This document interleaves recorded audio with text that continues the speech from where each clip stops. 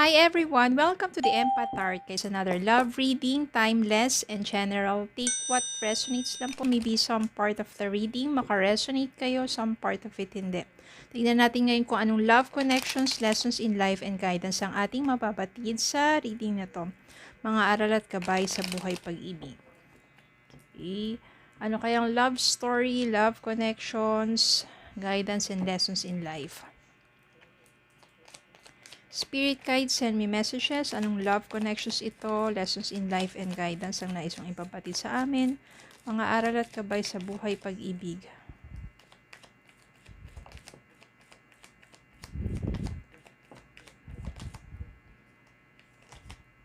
Okay. I think enough na tong mga mensahe na ito. Page of Wands. Seven of Swords. The Fool. Nine of Wands. Eight of Cups. Knight of Swords. Five of Wands. Queen of Wands. Three of Wands. Temperance. And merong King of Wands. So, dito ko ilalagay si King of Wands. Yan. Temperance. Yan.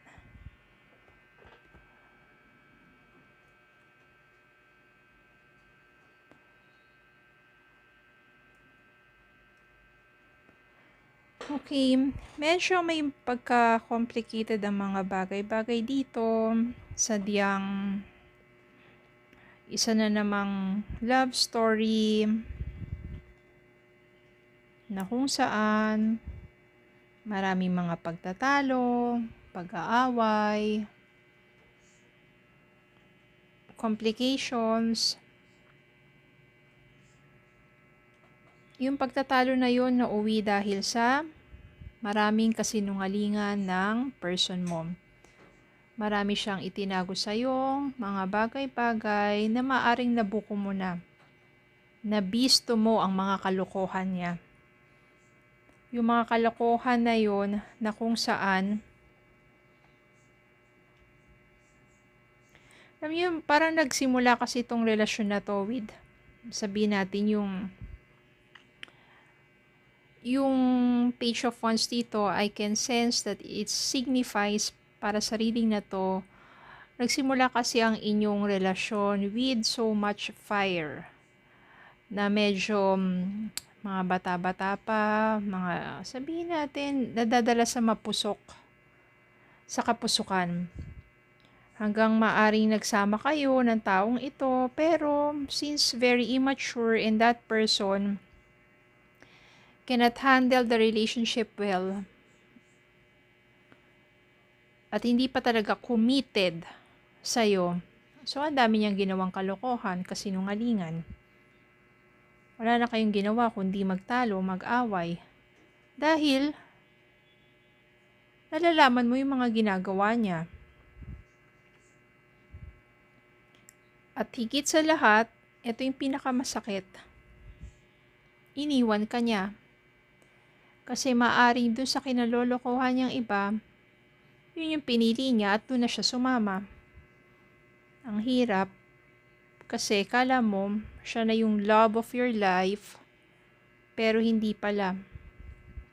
Akala mo, siya na yung talaga makakatuluyan mo. Kasi sa umpisa, gano'n naman talaga eh. Ang dami yung pangarap, ang daming mga matatamis sa salita, pero sa bandang huli, hindi naman pala talaga mapangatawanan yung mga ganong bagay. But then, natuto ka. Kasi merong ibang nagpaparamdam sa'yo,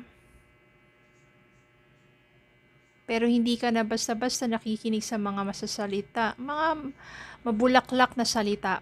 Because you try to protect yourself from not being hurt again, na mahulog agad yung kaloob mo sa mga taong yon. And in the end, masaktan ka.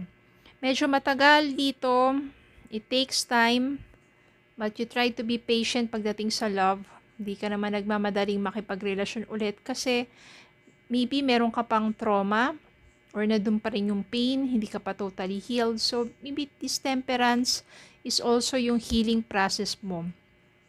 It takes time, but ang importante, kapag healed ka na, ready ka na. Ready ka na to take the risk. Ready ka na magsimula muli sa buhay mo. Na alam mo sa sarili mo, kakayanin mong humarap muli. Harapin ang buhay kahit wala nang yung taong yun sa buhay mo. Kahit hindi mo na siya kapiling, hindi mo na siya kasama. Then dito, 3 of Wands, magsisimula ka muli to explore every aspect of your life. Kung nandiyan ka sa trabaho, mag-explore ka pa, ibig sabihin, magharap ka pa ng iba pang interest mo at sisimula mong gawin yon. If you want to study, mag-enroll ka sa ibang mga courses or yung mga short lang naman. In order for you to gain more knowledge. Yan. Kung ano may interest mo. And also traveling, because exploring, you will see a lot of things, you will meet another people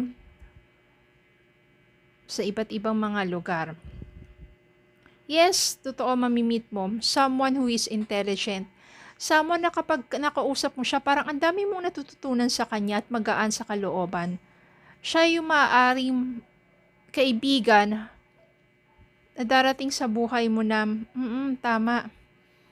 Tama lang talaga na nag-move forward ka at hindi ka na naghabol pa sa taong nanloko sa'yo. And this person helps you to grow, to mature in life. And as you explore, you become mature,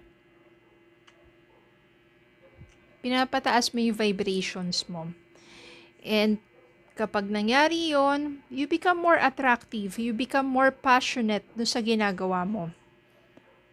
At ma-attract mo yung same person na katulad mo, very passionate din sa buhay niya. So when you become more, you have growth, personal growth, and this person, naghihintay lang din pala sa'yo.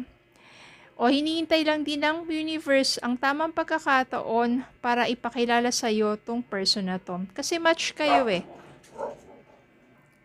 Queen of Wands and King of Wands, very passionate.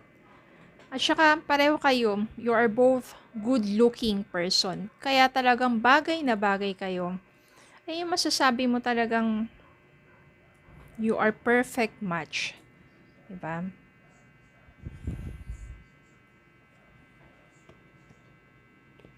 Tignan natin ang mga messages para sa inyo.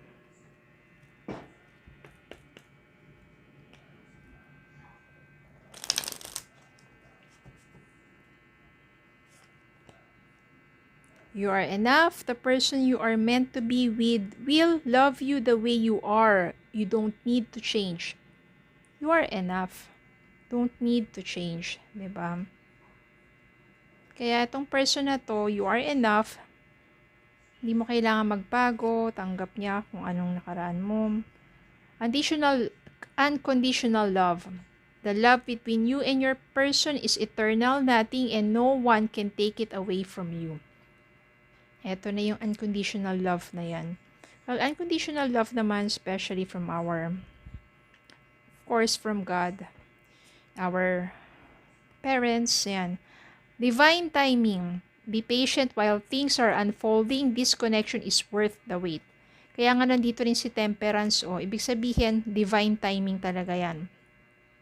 You don't have to rush pagdating sa love because there is divine timing. Kailangan lang mag-heal ka muna, kailangan lang you grow personally, kailangan lang na matulungan mo muna yung sarili mo to uplift your spirit, kailangan lang na maging ready ka. And if that happens, there will be a divine timing, things will be unfolding, and tong connection na to is worth the wait. Diba? May mga ganyan talaga, worth the wait. Okay, so yun lang po. Maraming salamat po for watching. Please don't forget to like, share, comment, and subscribe. Follow me on Facebook and TikTok. Have a good day po and God bless.